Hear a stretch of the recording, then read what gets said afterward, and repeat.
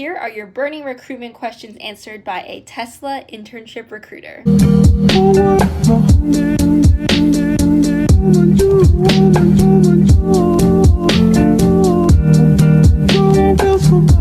Hey guys, thank you so much for tuning in to episode 2 of Intern Views. Today I have a very special guest. I'll let her introduce herself. My name is Anastasia, and as a in the introduction, I am a Tesla internship programs recruiter. So kind of what that means for those of you who don't know is I hire for interns at the company, and I am actually also a recent graduate. So I graduated in December. I mean, now it feels like forever, but it really hasn't been too long.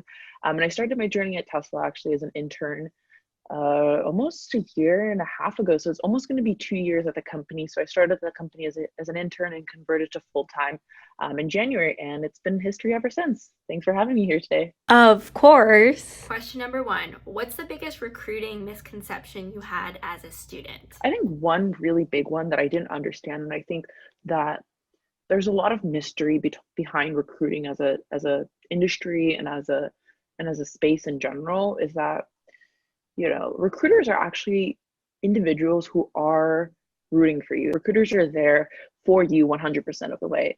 I think as a student, we really think that recruiters are there to, block us from positions. They're there to try to say no to us. They're there to, I don't know, pick and choose between candidates or, nitpick at our resumes and cover letters and every aspect of our lives, right? But we don't realize that, behind every application, behind every, posting that you see online, there's a human being actually, managing that posting. I think there's a misconception in addition to this one is that, computers are doing all this auto generation with, ATS systems. But in fact, really, it is a human being sitting behind that computer screen and sifting through resumes, sifting through applications, and really taking the time to look through applications. So recruiters aren't our enemies after all. They are our friends, and we should use them as a valuable resource. Question number 2. How did you land your first internships at Tesla with zero connections? So a little backtrack into kind of my personal life. So I'm actually a first generation college student and an immigrant to the United States. So I came to, my family background is neither in tech nor in, any kind of software or technology space by any means. So I knew kind of going into college and going through high school, any kind of opportunity that I was going to get for myself was going to be my own doing. So I actually started my first internship at a non-paid internship in a perfume company, which was, very far away from what I'm doing now. But I think that internship really at the time it was a difficult internship to take because I was doing it part-time and it was unpaid. At the time it was rough, it was hard. There were days I definitely didn't want to go to work. But at the end of that summer, I had something on my resume that I was proud of. I had results, I had projects I could talk about, and I had metrics that I could talk about in a space that I knew that I could take it to the next step. So I applied. To be honest, I completely forgot that I applied until I got an email. Probably a couple months later, it did take some time for my application to go through. And I remember first getting that email and being incredibly surprised. I was like, why do they want to interview me? Is this a joke, right? Like, is this a scam? Like, I don't think this is real. Anyways, long story short, got the internship and stayed with that team, which is now my team that I'm working at full time for over a year. So I did an internship actually for an entire year. And looking back onto it now, I actually realized, while I was lacking a lot of confidence in myself, in believing that I could land this opportunity, I realized that I actually was quite a good fit for the role in the sense that I had a lot of skills that were very varied in experience, right? So I had some social media experience, I had some retail experience, I had some project management experience, I had some career coaching experience, which at a first glance as a student, I think we have this image that a wide variety of experiences is a negative thing, right? But in fact, it's actually quite a good thing because that means you have a wide variety of perspectives. You heard it here. The saying is true. All experience is good experience. Question number 3. Are referrals way more likely to get interviews? That's a good question. I think referrals are definitely more likely to be seen than a general application. So I think if you have an opportunity to get a referral, use it to your advantage. When you're getting a referral, make sure it's from someone you do know, right? It's from someone who you've had a connection with, you worked with, you formed a relationship, right? Because an empty referral or a referral from a stranger who doesn't know you, who is just sending over your resume to the recruiter, for example, probably has just as little value as applying through the application process online. So make sure when you're getting a referral, you've built that connection and built that relationship with that person. What happens if you don't have a referral and you apply cold? Does your resume get chucked in the shredder right away? I was kind of alluding earlier to this, ATS system. I think there's a lot of talk about ATS system or the applicant tracking system, and this thing where everyone's like, it's this terrible, scary monster. It's this algorithm that basically ranks you and gives you percentages. And honestly, that's all not true. It's basically a data system, essentially, where applicants get put into a system that basically makes a profile for every single person and that stores your information, right? It's really nothing more than a storage system. And what that storage system allows us to do on a back end is to see each individual person as an applicant, right? So I'm able to look through, let's say there's a posting, right? Let's say there's 100 applicants on that posting. I'm able to go click on that posting in our applicant tracking system and see 100 of those applicants, right? None of them are filtered. None of them are discarded. There's, none of that. What a recruiter may do is actually use some keywords or some searches to narrow that down, right? Because if we actually end up going through 100 resumes, that's as that's an example, usually there's a lot more applications than that.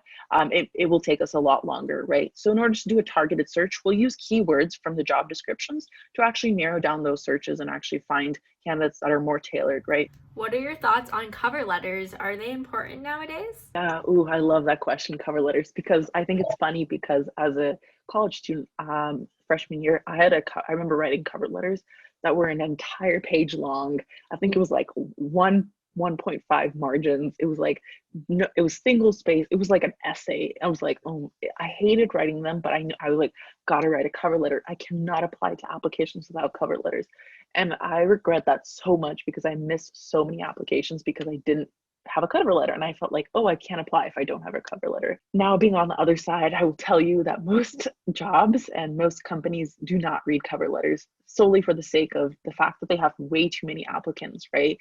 If, like in my example, right, let's say we have 100 applicants, there's no way that the recruiter has the opportunity to read both 100 resumes and 100 cover letters, right? And treat your resume as almost as a movie trailer, right? So your resume is a trailer for your journey and your story, and then the interview is actually you explaining or showing the movie, right? Or telling the movie or explaining that story. As a recruiter, what are your thoughts on the traditional one-page black and white resume versus the colorful design resume?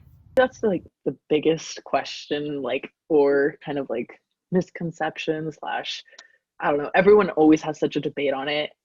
One person is always like, I only like colorful resumes. Another person's like, I only like black and white resumes.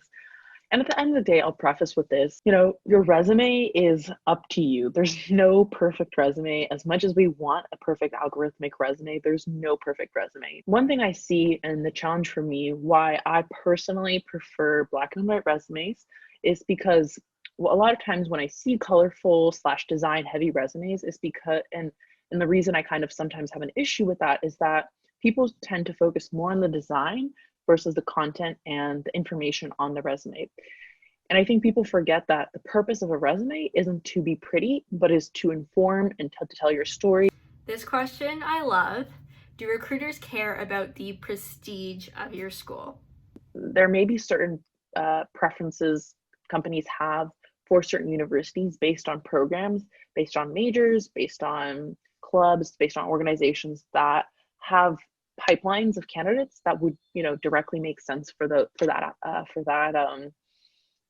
company to hire candidates from. I personally focus more on the experience and what the individual has to offer versus a school name or title. What's the difference between a very average resume and a standout resume? Really defining moment for me in a normal or like an average resume and a standout resume comes down to the bullet points. When I see a bullet point, or within those bullet points, when I see someone explaining within one sentence an entire story of a project, it really it really makes a huge difference for me. And what I mean by that is it's a bullet point that starts with a statement of what I did, why I did it, and what was the impact. How do you find the right recruiter and hiring manager for the role you applied for? I'd say this is still pretty challenging because not every recruiter is going to list exactly what they're doing and what their focus is, especially because it changes so quickly within a company, right? But what I will say is that when you go on a recruiter's profile, let's say you type in Tesla recruiter at the search bar, right? You're going to come up with, let's say, 100 results. Go through each of those results, and usually within a recruiter's profile, most of the time, not every time, they'll start to, down in the either in their bio, in their headline, or in the experience section and their bullet points of that experience of their role, they'll usually list what they're focused on. How many messages does a Tesla recruiter like you get a day on LinkedIn? I mean, it really depends. It depends on if I post that day. It Mm. depends on what time of the season it is. But I would say on an average day, I get definitely at least 50 messages. I'd say that's the minimum. As a recruiter, what is more effective? A cold email or a LinkedIn message? Well, I think personally, I prefer um, LinkedIn messaging because I can see a person's profile and really read into them. But with that being said, just like to my last question, I do get a lot of responses. Excuse me, I get a lot of messages, right? But if you're creating a message that really stands out, and I've posted a bunch of templates, you can look on my profile. If you curate a message that is well thought out, you follow up, it has all the information, it has attachments. If you do that, I'm definitely likely to respond to you on LinkedIn. Above applying to jobs online with a solid, tailored resume, what else can students do to boost their chances of an interview? I think what I've seen people do really well, and why, when I see a resume, it excites me and I want to reach out to them and I want to have them do an interview, is they have things like personal projects that they're working on beyond just internships, right? They're talking about for example, I know someone who, created a LinkedIn community, right, and is now doing really well, and it's pretty much like a startup, right, a small business, right? We talked about that on their resume, and has nothing to do with their major, has nothing to do with the job they're applying to, but the fact that they are able to build that up and execute and grow that so quickly, and to the measures that they have been able to, that just is showing a lot of unique skills about that person that are, different from, any other applicant that I've seen in that same pool. How important is networking? Networking does make a huge difference. It's those connections that will drive your application forward. It's that, referral, that relationship, that, personal connection that you have with people. It does make a difference. It might not make a difference today or tomorrow, but in the long term, that relationship you have with people will make a difference. If there's one thing students should take away from this interview, what is it? Be confident in yourself, because if you're not confident in yourself, no one else will be, right? No one knows your story like you do. At the end of the day, sell us on you, sell us on your journey, sell us on your story. Smile, and like the energy you can come off, even virtually, you're able to definitely feel that from a person. And that goes a long way. And I think that's something that's not taught in college. That's not something that's taught in classes. But if you really want something, in your gut, like how much you want it, and that will come across in your interview, regardless of, if you're an expert in it or not. Huge thanks to Anastasia for being in this video. I can't tell you guys how much I've been following her content on LinkedIn and how much she's helped me in my own personal recruitment journey. And so please feel free to reach out to her on LinkedIn. Let her know you saw her here first. And until then, I'll see you in the next one.